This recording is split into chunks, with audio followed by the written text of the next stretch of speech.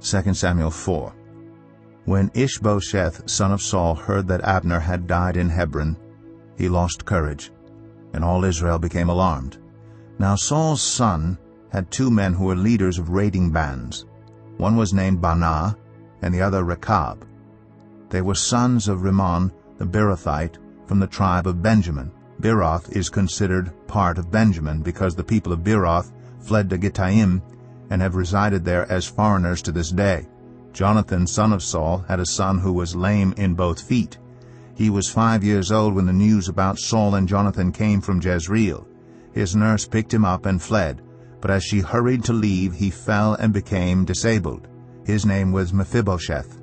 Now Rechab and Baanah, the sons of Rimmon the Beerothite, set out for the house of Ishbosheth, and they arrived there in the heat of the day while he was taking his noonday rest.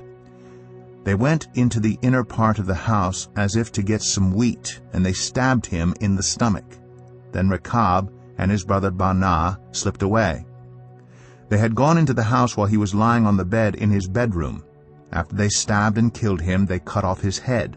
Taking it with them, they traveled all night by way of the Arabah.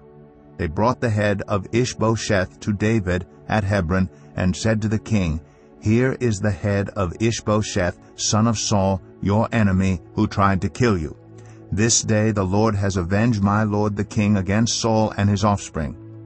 David answered Rechab and his brother Baanah, the sons of Rimmon the Beerothite, "As surely as the Lord lives, who has delivered me out of every trouble, when someone told me Saul is dead and thought he was bringing good news, I seized him and put him to death in Ziklag. That was the reward I gave him for his news.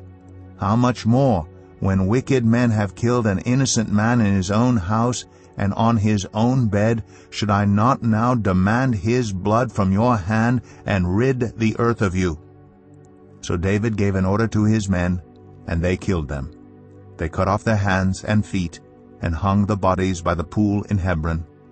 But they took the head of Ishbosheth and buried it in Abner's tomb at Hebron.